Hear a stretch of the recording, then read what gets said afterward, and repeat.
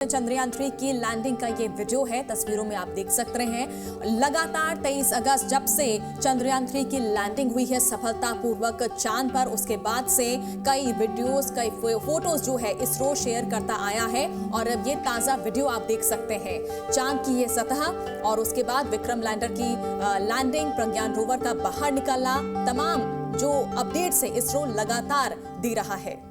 तो इसरो की तरफ से ये एक नया वीडियो जारी किया गया है, कैसे चंद्रयान 3 की जो सॉफ्ट लैंडिंग है वो मून पर हुई।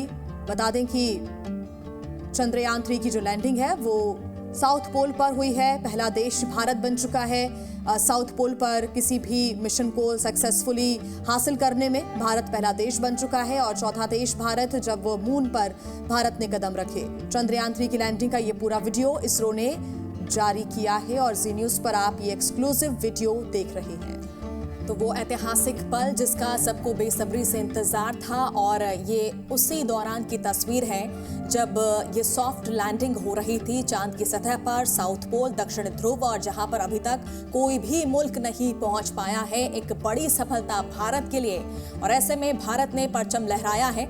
ये उस दौरान की तस्वीर है। चंद्रयान 3 का ये नया वीडियो जो है इसरो की तरफ से जारी किया गया है। तो ये सॉफ्ट लैंडिंग की उस वक्त की तस्वीर है 23 तारीख की, जब सफलतापूर्वक विक्रम लैंडर जो है चांद की सतह पर लैंड किया था और उसके कुछ घंटों बाद जो है उसमें से प्रज्ञान रोवर बाहर आता है और 14 दिनों तक वहां पर देखिए प्रज्ञान रोवर रहेगा। हर एक तस्वीर जो है इसरो जारी कर रहा है, तमाम अपडेट्स वो दे रहा है कि इस वक्त प्रज्ञान रोवर किस तरह से आगे काम कर रहा है। तो चांद की सतह इसमें नजर आ रही है, चांद के छोटे छोटे गड्ढे, कुछ बड़े गड्ढे भी इसमें दिख रहे हैं और चांद की जो सतह है वो इस तस्वीर में आपको नजर आएगी। और लगभग 3-3.5 मिनट का ये वीडियो इसरो ने जारी किया है। हर पल हर मिनट उस दिन बेहद अहम था जब सॉफ्ट लैंडिंग की तैयारी में था चंद्रयान 3 और फिर सफलता मिली इसरो को। चंद्रयान 3 सॉफ्ट लैंडिंग करता हुआ नजर आया और इतिहास रच दिया भारत ने। प्रणय उपाध्याय हमारे साथ जुड़े हुए हैं ज्यादा जानकारी के साथ। प्रणय, ये एक बार फिर जो खूबसूरत तस्वीरें हैं वो दिख रही हैं हमको और हमारे दर्शक भी देख रहे हैं। ये 3-3.5 मिनट का वीडियो है और याद आता है वो दिन जिस दिन चंद्रयान 3 की लैंडिंग हुई। हर पल हर मिनट कितना महत्वपूर्ण था और वो मिनट आज हम अपनी स्क्रीन पर देख रहे हैं। बिल्कुल जी हाँ, ये निश्चित रूप से बेहद रोमांचक क्षण थे, आप भी उसकी गवाह थी। लेकिन जिस तरीके से ये वीडियो सामने आया है, ये कि कितनी स्मूथ और सॉफ्ट लैंडिंग भारत ने वहां पर करवाई है, जिसका दावा डॉक्टर सोमनाथ ने भी किया था। उन्होंने कहा कि न केवल इस लैंडिंग के दौरान भारत ने प्रिसाइज लैंडिंग की, यानी जो लोकेशन तय की गई दक्षिण ध्रुव के करीब, वहां पर भारत ने लैंडिंग करवाई चंद्रयान 3 की। इसके अलावा इसके अंदर बहुत महत्वपूर्ण क्षण था क्योंकि ये जब लैंडिंग हो रही थी ये वर्टिकल डिसेंट था और वर्टिकल डिसेंट में यानी सीधे एक यान नीचे आ रहा है और उस समय इस बात की आशंका थी कि कहीं वो जब लैंड करता है उसके पैर टिकते हैं तो वो उसका टिल्ट कहीं ज्यादा ना हो, लेकिन उसका टिल्ट भी बिल्कुल जितना अपेक्षित था उसी रेंज के अंदर था। और ये तमाम चीजें जो हैं, ये वो पैरामीटर्स है जिनका हम जिक्र कर रहे हैं जो चंद्रयान 3 के लिए पहले से तय किए गए थे। यानी लॉन्चिंग से लेकर लैंडिंग तक पूरी जगह पे कहा जा सकता है कि किसी भी जगह कोई डेविएशन देखने को नहीं मिला और परफेक्ट लैंडिंग जो है वो भारत ने वहां पर अंजाम दी है। और ये उसी की तस्वीरें हैं कि जब लैंडिंग के लिए अप्रोच कर रहा था तो लैंडर के ऊपर लगा हुआ लैंडर पोजीशन कैमरा किस तरीके से अपना काम कर रहा था, उन तस्वीरों को भेज रहा था। लगातार ये इमेजरी डाउनलोड हो रही थी, एनालाइज की जा रही थी। इसके अलावा जो हजार्ड अवॉइडेंस डिटेक्शन कैमरा है लगा हुआ इस लैंडर के अंदर, वो इसके अंदर मौजूद था। साथ ही जब रोवर बाहर आया तो रोवर का जो कैमरा है वो किस तरीके से लैंडर को कैप्चर कर रहा है, लैंडर का कैमरा रोवर को देख रहा है। ये तमाम जो इमेजरी है ये केवल तस्वीरें नहीं है जिया, ये बताती है कि तरीके से इसरो ने उस टेक्नोलॉजी को मास्टर किया है, किस तरीके से उस टेक्नोलॉजी की जो क्षमता है उसको साबित किया है और अब भारत उस नए पायदान पर पहुंच चुका है।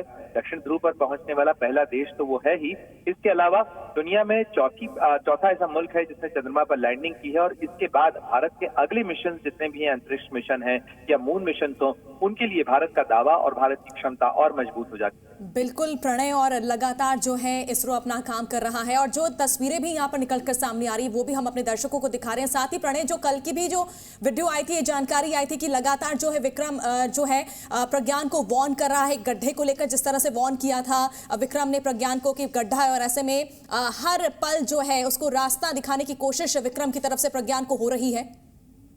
बिल्कुल सुप्रीत, अगर आप देखें कि रोवर किस परफेक्शन के साथ में आगे मूवमेंट कर रहा है, साथ ही उसको किस तरीके से नेविगेट किया जा रहा है, क्योंकि ये सामान्य चीज नहीं है। धरती से 3,84,000 किलोमीटर की दूरी पर अगर आप किसी उपकरण को संचालित कर पा रहे हैं तो ये आपकी कम्युनिकेशन फैसिलिटीज की उनकी क्षमता को भी बताता है, किस तरीके से आप बेहतर तरीके से कंट्रोल कर पा रहे हैं किसी इक्विपमेंट को।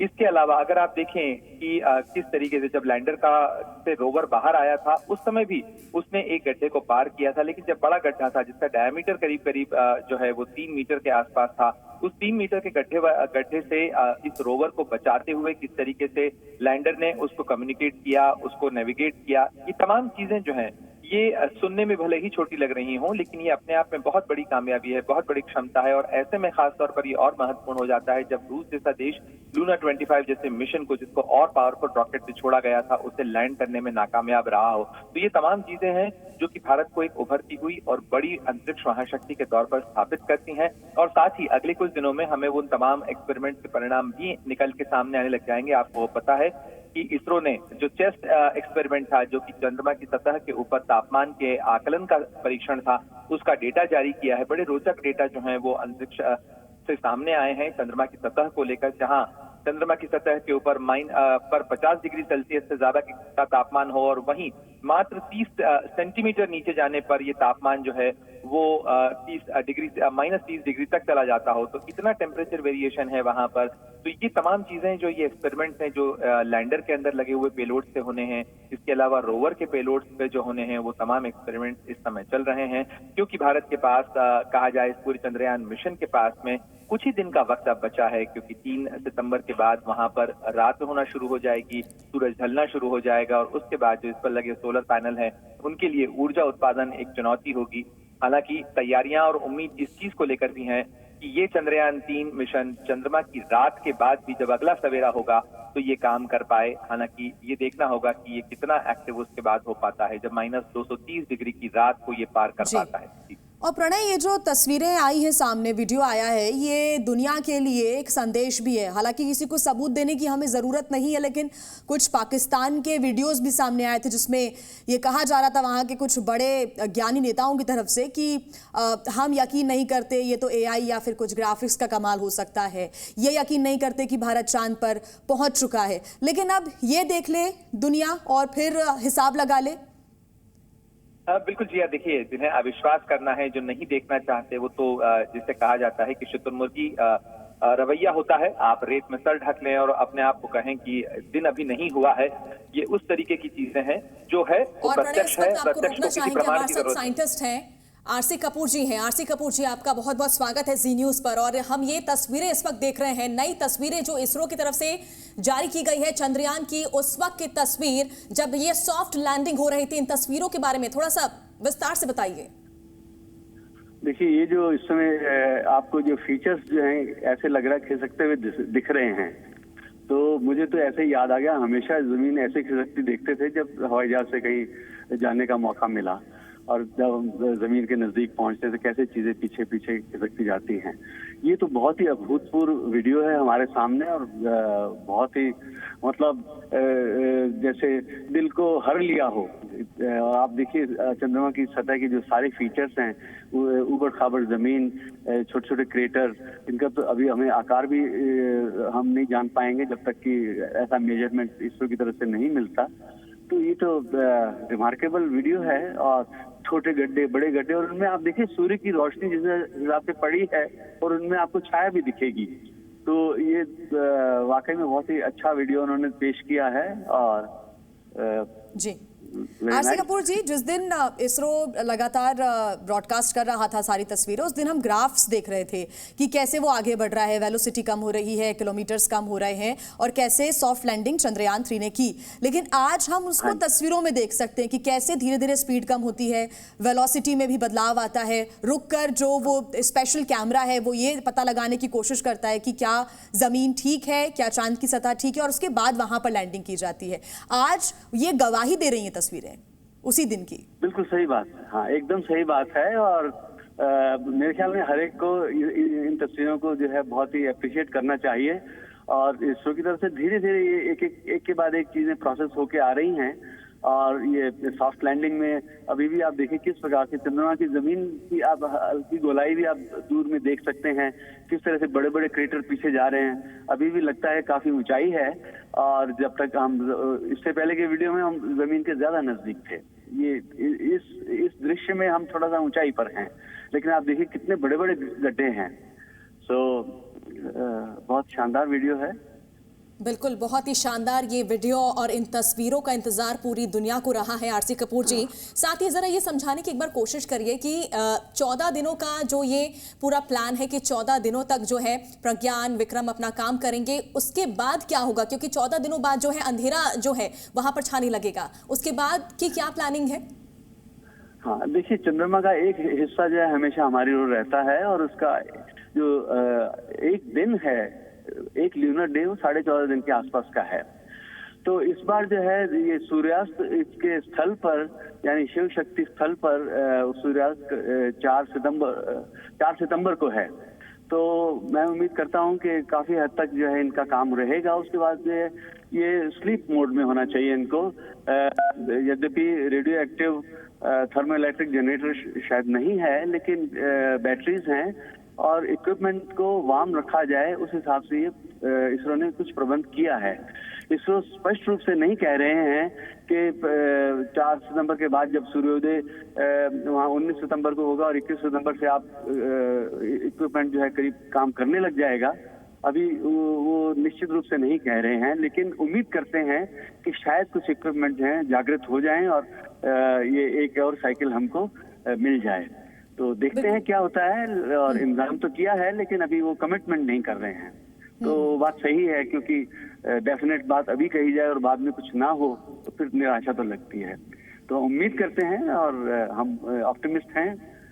तो देखते हैं आगे, अगर और आगे मिलती है, अगर इक्विपमेंट काम करते हैं तो और एक्स्ट्रा डेटा मिलेगा। लेकिन इतने दिनों में भी इस फेरे में जितना भी डेटा आएगा वो भारतीय वैज्ञानिकों के लिए बहुत बहुमूल्य है, विश्व के लिए भी, क्योंकि ये सब जो चीजें हैं दक्षिणी ध्रुवीय इलाके में सबसे पहले हो रही हैं। और वो जो अध्ययन है चंद्रमा की सतह का, उसके भीतरी भाग का और उसके आसपास का जो बहुत ही क्षीण वातावरण है, जिसको हम एक्सोस्फीयर बोलते हैं, उसके अध्ययन का।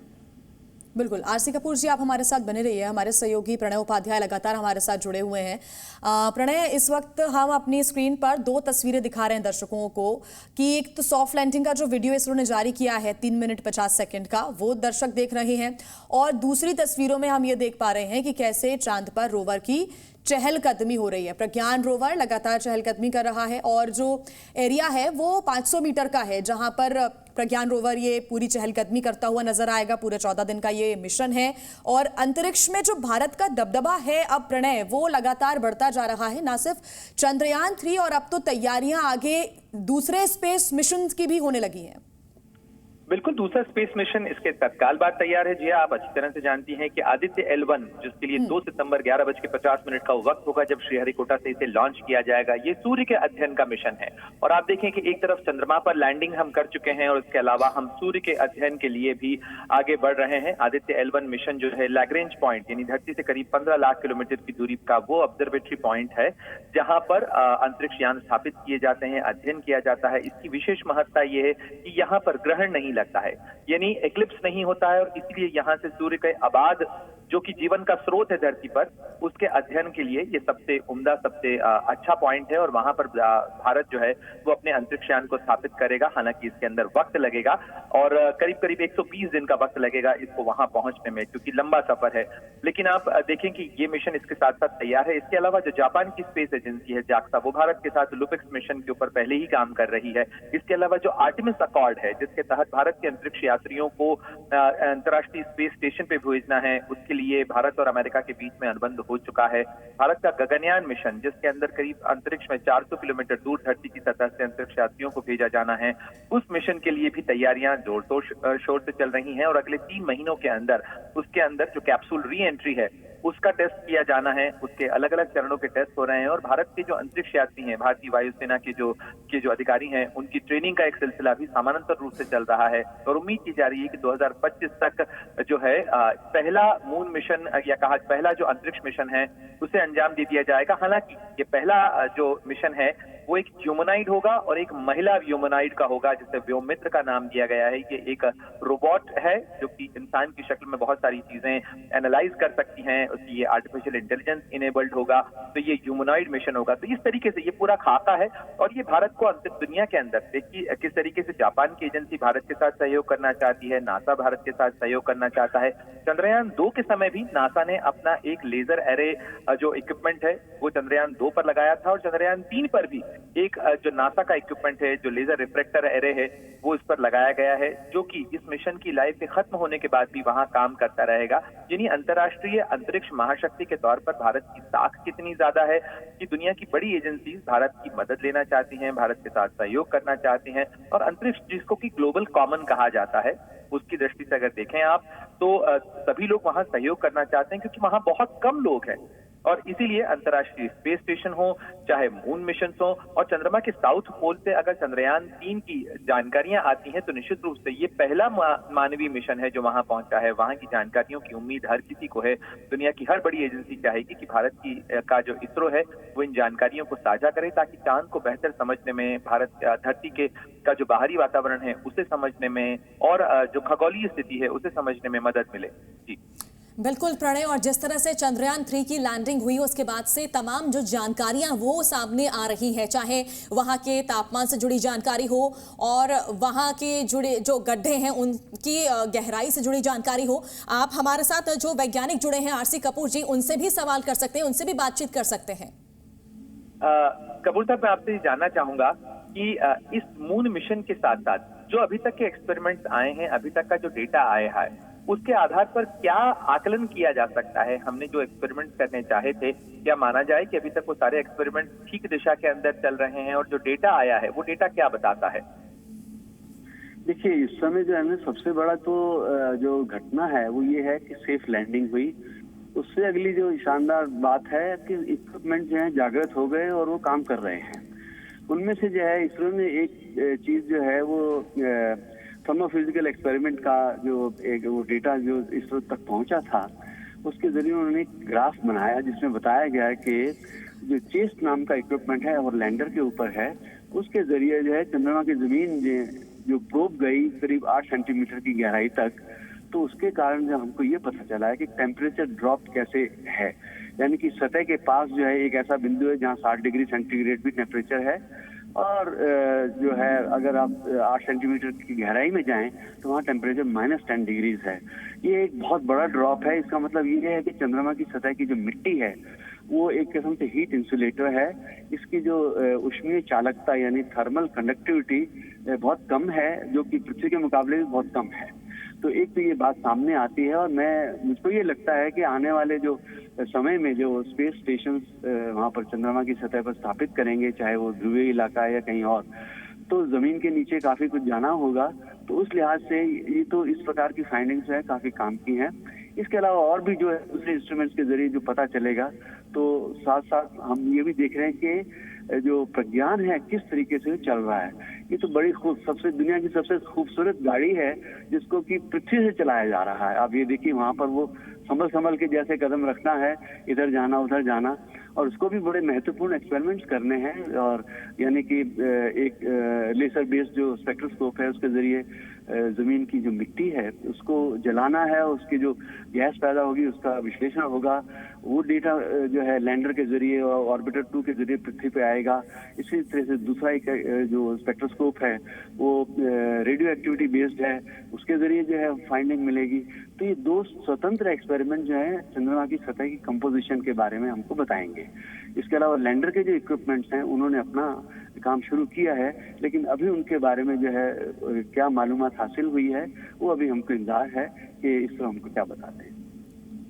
बिल्कुल प्रणय, और आरसी कपूर जी आप हमारे साथ बने रहिए। प्रणय, मेरा सवाल आपसे ये है कि जो लगातार भारत कोशिश कर रहा है, पहले भी कर चुका है, उसमें अब हमें बड़ी सफलता मिली है। कोशिश ये है कि पूरी दुनिया के सामने स्पेस मिशन को लेकर भरोसा हो भारत पर, और वो भरोसा अब और मजबूत होता हुआ दिख रहा है। दूसरी बात ये कि भारत की तरक्की, किसी भी देश की तरक्की उनके स्पेस मिशन से डायरेक्टली प्रोपोर्शनल भी होती है, और वो कर दिखाया है हमने। निश्चित रूप से हमने न केवल कर दिखाया है बल्कि दुनिया में बहुत सारी चीजें जिया भारत ने पहली बार की हैं, जिस तरह से आरती कपूर साहब भी जिन चीजों का उल्लेख कर रहे हैं। ये जो तमाम स्टडीज हैं, ये स्टडीज आगे आने वाले समय में मून की स्टडी को में एक मील का पत्थर साबित होंगी, जो बताएंगी कि पहली बार ये जो स्टडी का डेटा है वो भारत के इसरो के चंद्रयान 3 मिशन से आया था। और अगर आप देखें चंद्रयान 1 मिशन, जो कि एक इम्पैक्ट प्रोब मिशन था, जिसने वहां पहुंचने के बाद ये साबित किया, ये बताया, दुनिया को दिखाया और साथ ही उसका डेटा दिया कि चंद्रमा की धरती के ऊपर हाइड्रोक्सिल यानी जो कि पानी के तत्व हैं वो वहां पर मौजूद हैं। इसके अलावा चंद्रयान 2 मिशन, जिसको हम कथित तौर पर कुछ लोग उसको नाकाम कहते हैं, लेकिन वो भी पार्शियली कामयाब मिशन था क्योंकि उसका ऑर्बिटर अभी भी वहां मौजूद है। इसके अलावा उसने भी बहुत सारा डेटा दिया है और आप देखें कि कंसिस्टेंटली भारत इन चीजों के लिए आगे बढ़ रहा है। ये जो महत्वपूर्ण डेटा है जो कि इस चंद्रयान 2 से भी मिला, चंद्रयान 3 से भी जो आगे हमें डेटा वैलिडेट होकर मिलेगा, ये तमाम जानकारियां, ये तमाम सूचनाएं जैसे कि अभी श्रीहरिकोटा से दूसरे देशों के उपग्रहों को लॉन्च किया जाता है, वो भरोसा अभी दुनिया के कई देशों को भारत के ऊपर है, लेकिन अब और भरोसा बढ़ेगा। सवाल यही है आपसे कि जो दूसरे मिशंस होंगे उस पर और दुनिया के देश भारत में आएंगे। दुनिया में जिस तरीके से इसरो ने अपनी साख को स्थापित किया है और अगर किफायत की दृष्टि से देखा जाए तो उसका रिकॉर्ड सबसे शानदार कहा जा सकता है। दुनिया में अव्वल नंबर पर अगर किसी का रिकॉर्ड है तो वो इसरो का रिकॉर्ड है, क्योंकि जितने किफायती दाम के साथ में सैटेलाइट लॉन्च उसने किए हैं उतना दुनिया में कोई और नहीं कर पाया है। और इसकी लिए यही वजह है कि हाल ही में चंद्रयान 3 के लॉन्च होने के बाद में भारत ने जो सैटेलाइट सिंगापुर के लॉन्च किए हैं उसके अंदर बिल्कुल प्रणय, बहुत बहुत शुक्रिया आपका तमाम जानकारी के लिए, और आरसी कपूर जी भी आपका भी बहुत बहुत शुक्रिया अपना समय देने के लिए। और फिलहाल ये तस्वीरें हम अपने दर्शकों को दिखा रहे हैं। इस वक्त आप देख सकते हैं 3 मिनट 50 सेकंड का ये वीडियो है, किस तरह से सॉफ्ट लैंडिंग का जो ये पूरा वीडियो सामने आया है। ये वीडियो देखकर आप उस पल के बारे में जानकारी ले सकते हैं, चांद की सतह को देख सकते हैं, वो गड्ढों को देख सकते हैं, और ये तस्वीर उस वक्त की है जिस पल का इंतजार जब पूरा भारत, पूरा देश कर रहा था।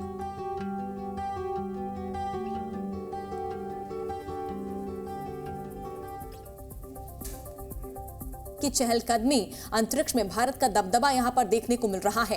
किस तरह से जो प्रज्ञान है वो विक्रम से निकलकर जो है आगे बढ़ते हुए जो है आगे चहलकदमी करता हुआ नजर आ रहा है। ये 2 तस्वीरें, तो तमाम जो प्रोसेस है और जो लक्ष्य इसरो ने तय किए थे उनको हासिल करने में इसरो को सफलता लगातार मिल रही है। 2 तस्वीरें हमने आपको दिखाई, दोनों ही तस्वीरें इसरो की तरफ से जारी की गई।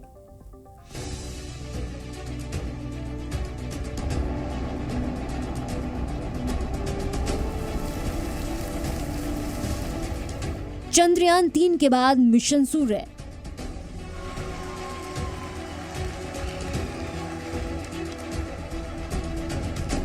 आदित्य L1 रचेगा इतिहास।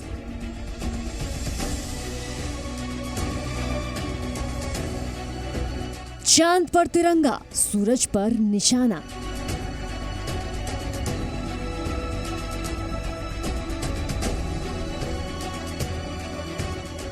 चंद्रयान 3 की सफलता के बाद अब इसरो एक और अहम मिशन की तैयारियों में जुट गया है। इसरो 2 सितंबर को सुबह 11:50 पर अपना सोलर मिशन लॉन्च करने वाला है।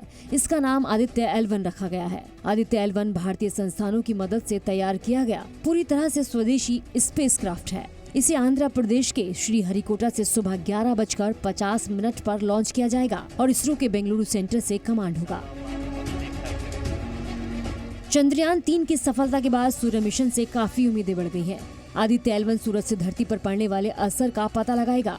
इस सूर्य की स्टडी के लिए भारत का पहला स्पेस मिशन होगा। आदित्य L1 यानी सूर्य पृथ्वी के लैग्रेंजियन पॉइंट पर रहकर सूर्य पर उठने वाले तूफानों को समझेगा। ये पॉइंट पृथ्वी से लगभग 15 लाख किलोमीटर दूर है। यहाँ तक पहुँचने में इसे करीब 120 दिन यानी 4 महीने लगेंगे। आदित्य L1 अपने साथ 7 पेलोड लेकर जाएगा। ये फोटोस्फीयर और क्रीमोस्फीयर का निरीक्षण करेगा, साथ ही सूर्य की सबसे बाहरी परत को ओवरव्यू करेगा। आदित्य L1 मिशन का मकसद L1 के चारों ओर के ऑर्बिट से सूरज के बारे में जानकारी हासिल करना है।